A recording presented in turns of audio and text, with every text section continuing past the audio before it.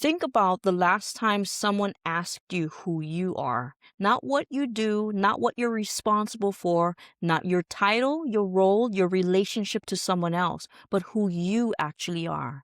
And for most people, that question is harder to answer than it should be. And that's not a small thing, because if you've spent years, maybe decades, building a life around what everyone else needed from you, at some point, the version of you that existed before all of that starts to get quiet.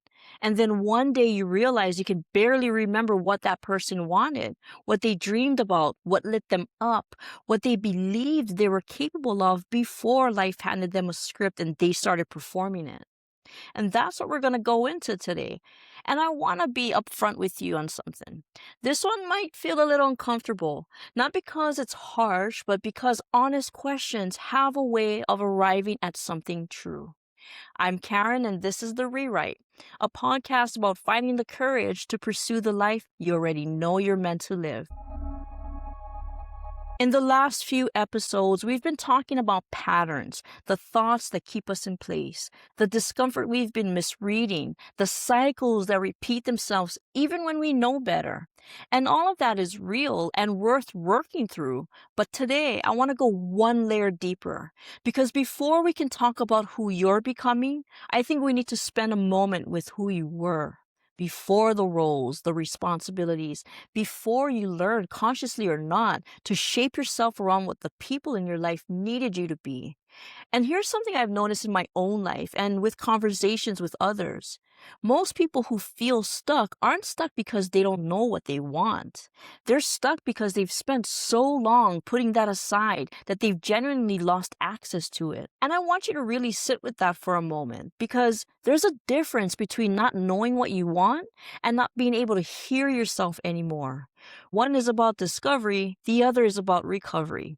And the reason so many people in their 30s, 40s, and 50s hit this particular wall is because those are the decades where the weight of everyone else's needs become the loudest thing in the room.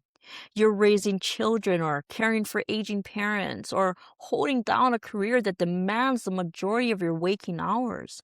You're the responsible one, the dependable one, the one who holds things together.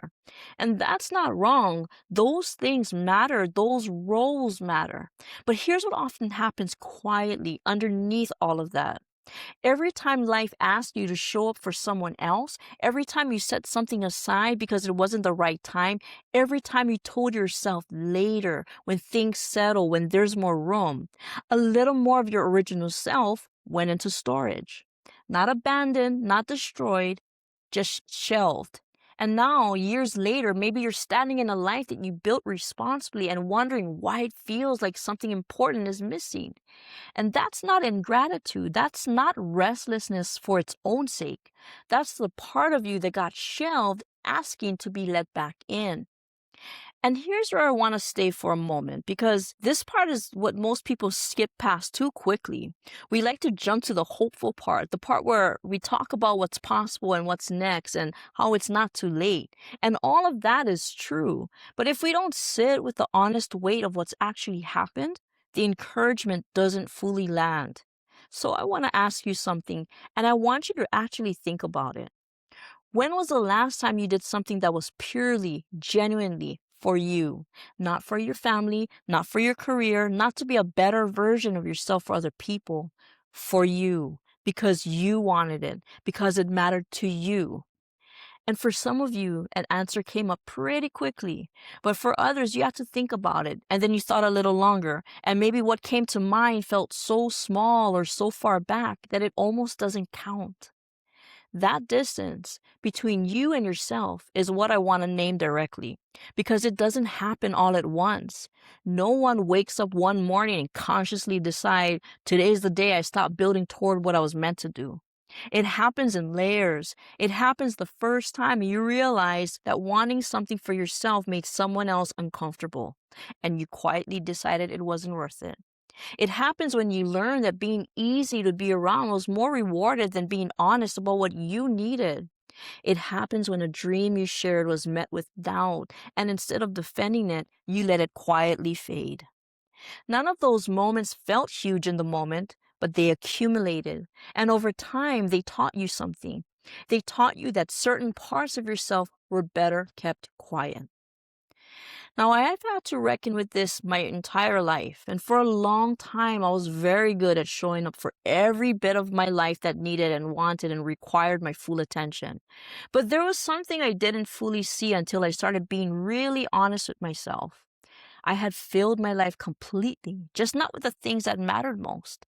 Not in a way that meant I was dropping the ball completely elsewhere. I was present, I was handling what needed to be handled. But there's a particular kind of busy that has nothing to do with tending to the daily responsibilities.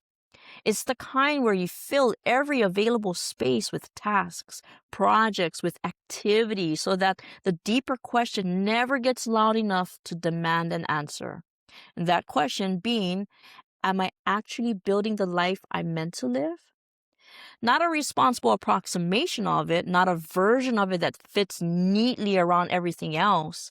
The actual life, the purpose driven one, the one I've always known was there, asking to somehow have room in the life I've already built.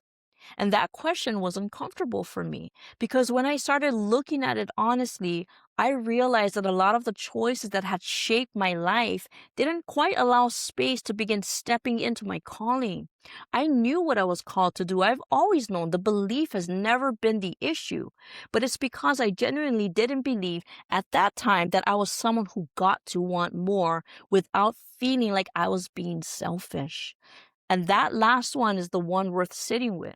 It's not that I didn't know what I wanted, but rather I didn't believe I was someone who got to want it, not when there were so many things going on already. And that's a belief. And beliefs, unlike circumstances, don't change just because your situation does. They have to be found, examined, and deliberately replaced. And here's what I want you to understand and to really think about. The version of you that existed before all the roles and responsibilities, the one the dreams that felt possible before life got loud, that person didn't disappear. They've been waiting quietly, patiently, showing up in the things you find yourself drawn to when no one else is asking anything of you, in the things you read about, think about, come back to, in the moments where you catch a glimpse of people who are intentional about building their lives around their passions, dreams, or purpose, not with envy, but with a sense of familiarity, like a part of you is recognizing something it already knows. That recognition is data. And the work of the season, if you're in the place I think many of you are, isn't to build something brand new from scratch. It's to excavate, to go back and find the things that were set aside, the interests that were quietly dismissed, the version of yourself that knew things about who you're meant to become before life asked you to be so many things across so many different areas. Because rewriting your life doesn't always mean writing something entirely new. Sometimes it means returning to a chapter that was interrupted. So here's what I want to leave with you today.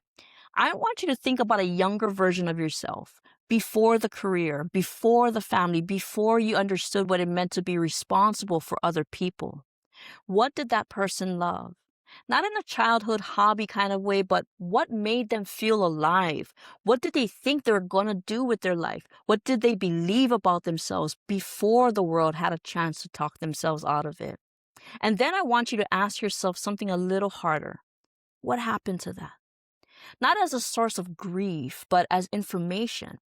Because the answer to that question will often tell you more about what's keeping you stuck than any amount of planning or goal setting ever could. You can't rewrite a story you don't understand.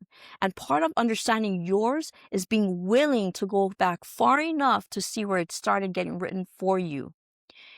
And I want to pause here for a moment because I recognize that not everyone listening is in the same place. Some of you have circumstances that are genuinely outside your control, things that have shaped what's possible in ways that have nothing to do with fear or hesitation or even waiting too long. And for some of you, there are dreams that belong to a different chapter, one that may have closed. And I'll be honest with you, since I was 12 years old, I wanted to be an astronaut. I'm 50 now, and that ship has clearly sailed, but I've made peace with that. So, this podcast isn't about chasing every dream regardless of reality. It's about being honest enough to know the difference between what's genuinely closed and what you've just been too afraid to open. So, before the next episode, here's one thing I'd like you to actually do. Find 10 minutes away from your phone, away from obligations, away from anyone who needs something from you, and write down 3 answers to this one question. What is it that I've always known I was meant to do that I haven't fully stepped into yet? Don't overthink it, don't make it polished. Just let whatever comes up come up. Maybe it's something you used to love that you haven't made time for in years. Maybe it's a dream that stopped feeling realistic somewhere along the way. Thank you for staying with me through this one. I know it wasn't the lightest conversation, and I meant for it not to be because the things worth building always ask something honest of us first. If something here made you pause or stirred up something you haven't thought about in a while, that's not an accident. Pay attention to that. And if you're willing to share what came up for you, even just a piece of it, drop it in the comments because someone else is sitting with the exact same thing. Make sure you're subscribed so you don't miss the next episode because where we're going next builds directly on this. This is the rewrite because your story isn't finished yet.